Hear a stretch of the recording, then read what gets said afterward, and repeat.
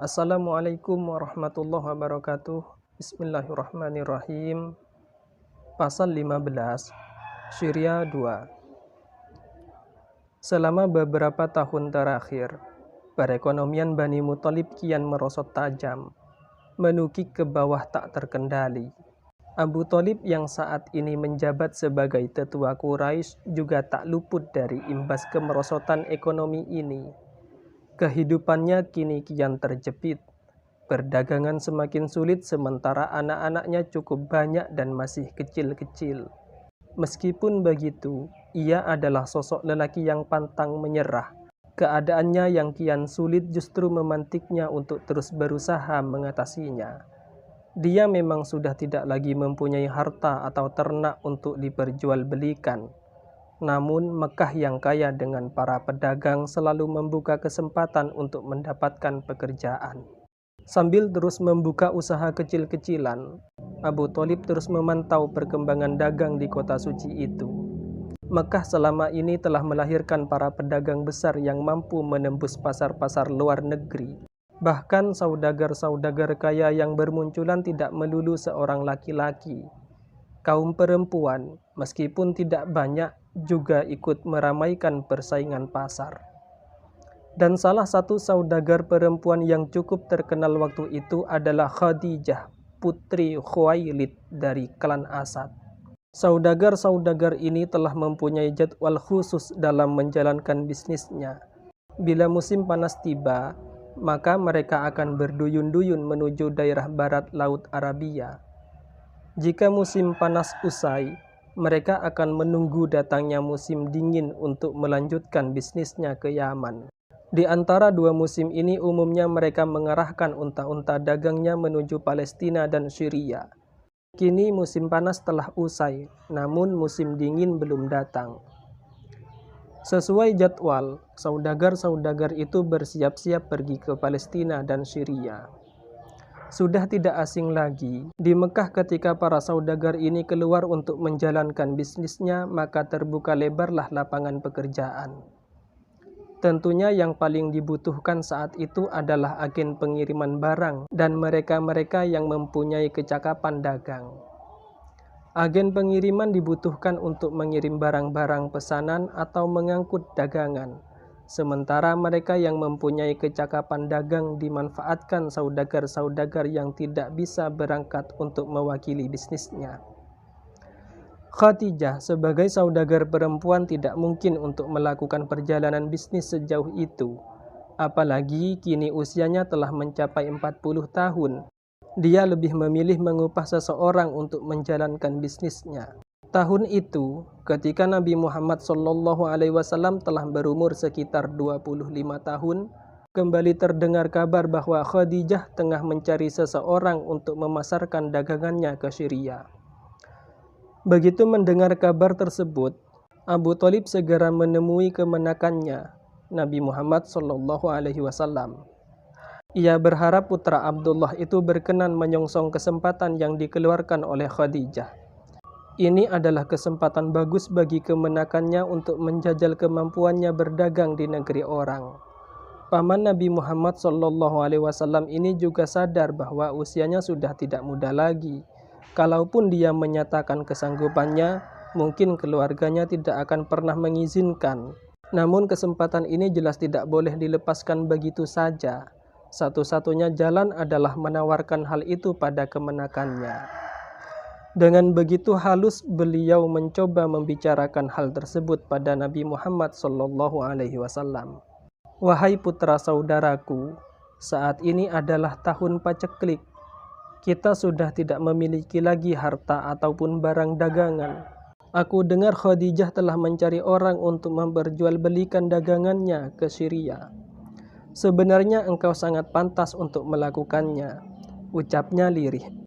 Mendengar hal itu, Nabi Muhammad SAW sadar bahwa pamannya tidak hanya sekedar memberikan informasi tentang keinginan Khadijah untuk mengupah seseorang.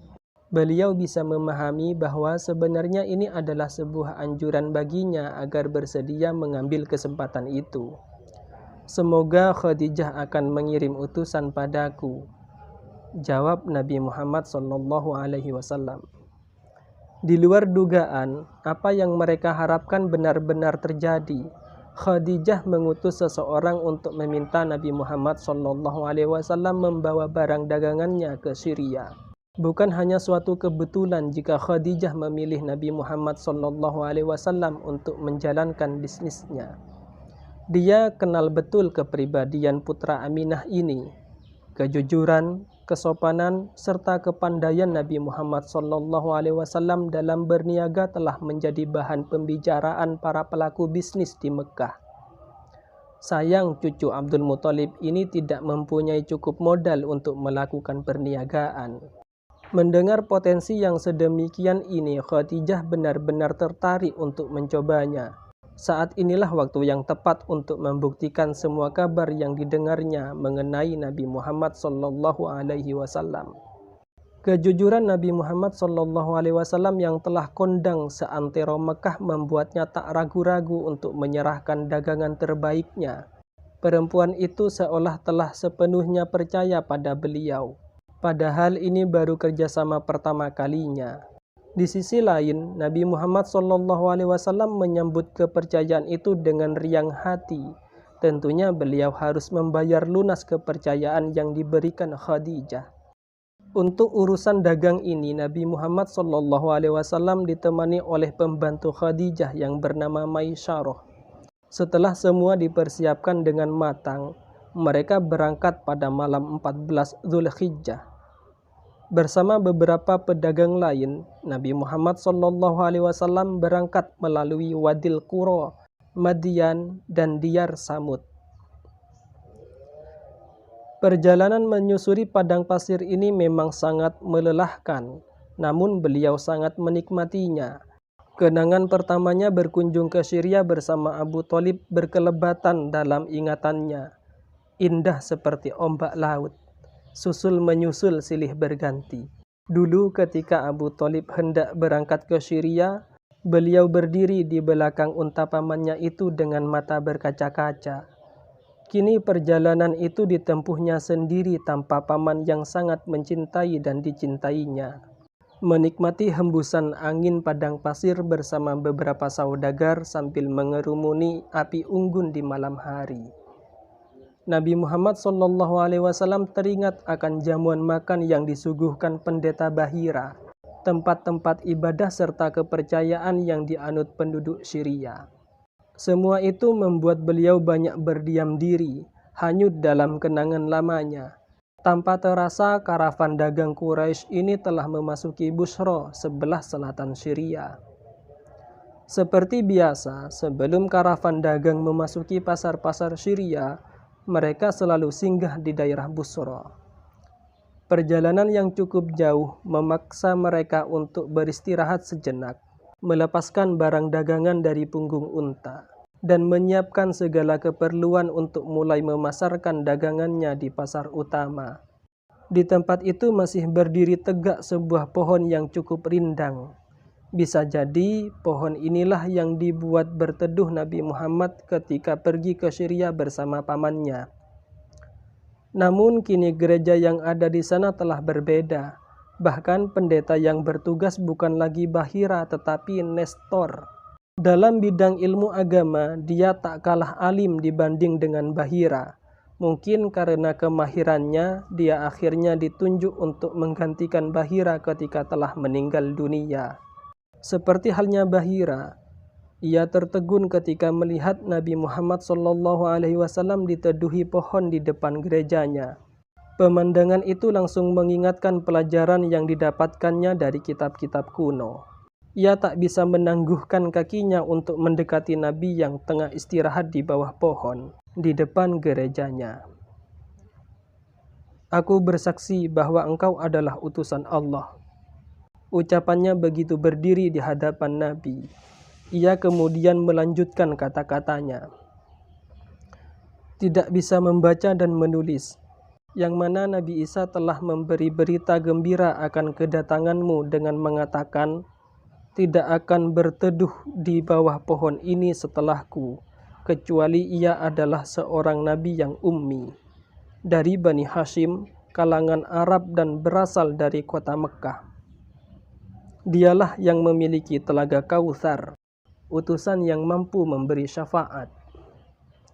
Setelah menjelaskan tanda-tanda kenabian itu, Nestor lantas menanyai Maisyarah. "Apakah pada kedua matanya terdapat warna merah?" tanya Nestor. "Benar," jawab Maisyarah. "Janganlah engkau meninggalkannya, temanilah ia, karena dia adalah orang yang dimuliakan Allah dengan kenabian dan sebagai utusan terakhir." Pesan Nestor untuk terakhir kalinya. Maisyarah tidak kaget dengan apa yang dituturkan oleh pendeta Nestor.